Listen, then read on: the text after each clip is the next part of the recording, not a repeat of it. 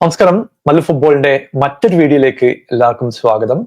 അപ്പൊ നമ്മൾ ഇന്ന് ഡിസ്കസ് ചെയ്യാൻ പോകുന്നത് ആർസണൽ വേഴ്സസ് മാഞ്ചസ്റ്റർ സിറ്റി പ്രിവ്യൂവിനെ കുറിച്ചാണ്. കോണ്ടന്റ് ഇഷ്ടപ്പെടുകയാണെങ്കിൽ നിങ്ങൾ സബ്സ്ക്രൈബ് ചെയ്യാൻ മറക്കരുത്. നമ്മൾ 10K അടുത്തുകൊണ്ടിരിക്കുകയാണ്. നിങ്ങളെ സപ്പോർട്ട് ഉണ്ടാവും എന്ന് വിചാരിക്കുന്നു. കഴിഞ്ഞ 2 സീസൺ നോക്കിക്കഴിഞ്ഞാൽ പലതരത്തിലുള്ള എക്സ്ക്യൂസുകളും ആർസണൽ ക്യാമ്പിൽ നിന്ന് നമ്മൾ കേട്ടിരുന്നു.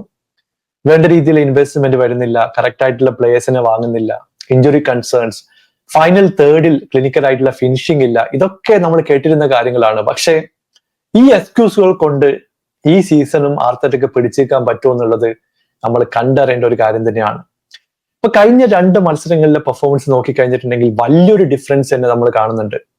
സ്പേഴ്സിനെതിരെ ഡിഫെൻസീവ്ലി സോളിഡ് പെർഫോമൻസ് ആയിരുന്നു. നമുക്ക് ഫൈനൽ തേർഡിൽ ഫിനിഷിംഗ് ഇല്ലായിരുന്നു. അത് മുതലാക്കിക്കൊണ്ട് സെറ്റ് പീസിലൂടെ ഗബ്രിയേൽ സ്കോർ ചെയ്യുന്നു. 1-0 ആർസണൽ വിജയിക്കുകയും ചെയ്തു. പക്ഷെ കഴിഞ്ഞ മത്സരത്തിൽ UCL അറ്റ്ലാന്റിക്കെതിരെ കളിച്ച കളി നിങ്ങൾ കണ്ടു കഴിഞ്ഞാൽ ഒഫൻസീവ്ലി നമുക്ക് പണ്ടത്തെ പെർഫോമൻസുമായിട്ട് കമ്പയർ ചെയ്യാൻ പറ്റാത്ത ഒരു പെർഫോമൻസ് ആണ് ആർസണൽ സൈഡിൽ നിന്ന് കണ്ടത്. ആകെ 6-7 ചാൻസുകൾ മാത്രം ക്രിയേറ്റ് ചെയ്തു. ഫൈനൽ തേർഡിൽ സ്ലോപ്പി ആയിട്ടുള്ള പെർഫോമൻസ്. ഹിസൂസിന്റെ സൈഡിൽ നിന്ന് നമ്മൾ പലപ്പോഴും എക്സ്പെക്ട് ചെയ്യുന്നത് ക്ലിനിക്കൽ ആയിട്ടുള്ള ഫിനിഷിംഗ് ഒക്കെയാണ്. അതൊന്നും കാണാൻ പറ്റാത്ത ഒരു കളിയായിരുന്നു.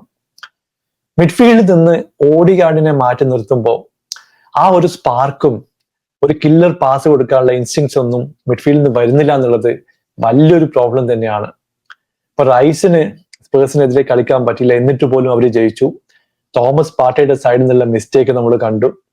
ഡേവിഡ് റായോയുടെ ബ്രില്യൻ സേവ് കൊണ്ട് മാത്രമാണ് അറ്റ്ലാന്റിക്കെതിരെയുള്ള മത്സരത്തിൽ ആർസണൽ പിടിച്ചിരുന്നത്. അല്ലെങ്കിൽ ചിലപ്പോൾ കളി തോൽവിയിലേക്ക് പോകുന്ന സിറ്റുവേഷൻ വരെ ഉണ്ടായിരുന്നു. സിറ്റിയുടെ കാര്യം നോക്കിക്കഴിഞ്ഞിട്ടുണ്ടെങ്കിൽ ഹാലണ്ട് മാരക ഫോമിലാണ്. 2 ഹാട്രിക് അടിച്ചിട്ട് കഷ്ടിച്ചാണ് 3ാമത്തെ ഹാട്രിക്കിൽ നിന്ന് രക്ഷപ്പെട്ടത്. അങ്ങനെ റെക്കോർഡുകളിലേക്ക് ഓടിക്കയറുന്ന ഒരു ഹാലണ്ടിനെയും ടീമിനെയും നമ്മൾ കണ്ടുകൊണ്ടിരിക്കുകയാണ്. ഈ സീസണിൽ മിഡ്ഫീൽഡിൽ റോഡ്രിക്ക് ഇഞ്ചുറി ഉണ്ടായി, പുള്ളി തിരിച്ചു വന്നു. ഡിബ്രോയിൻ നന്നായിട്ട് കളിക്കുന്നുണ്ട്.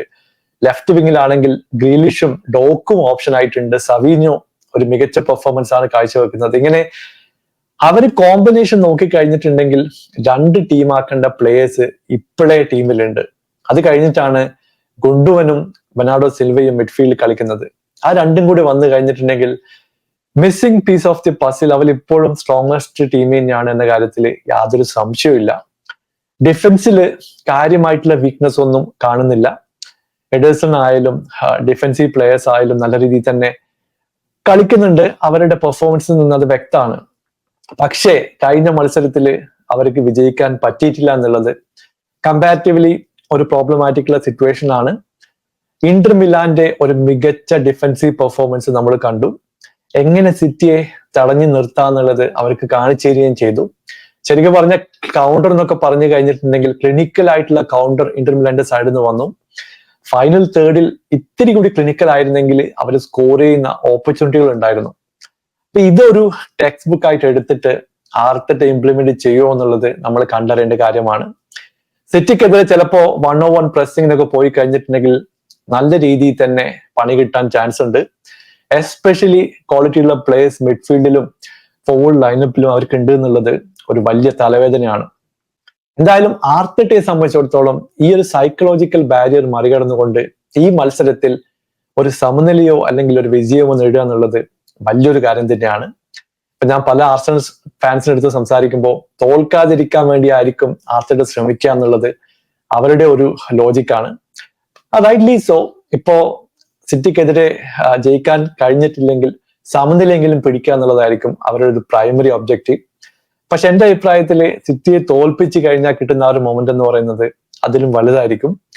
എന്തായാലും ഒരു കിടിലം മത്സരമാണ് നമ്മൾ എക്സ്പെക്ട് ചെയ്യുന്നത്. 2 ടീമുകളും ഇഞ്ചോടിഞ്ച് പോരാട്ടം നടത്തും എന്ന് പ്രതീക്ഷിക്കാം.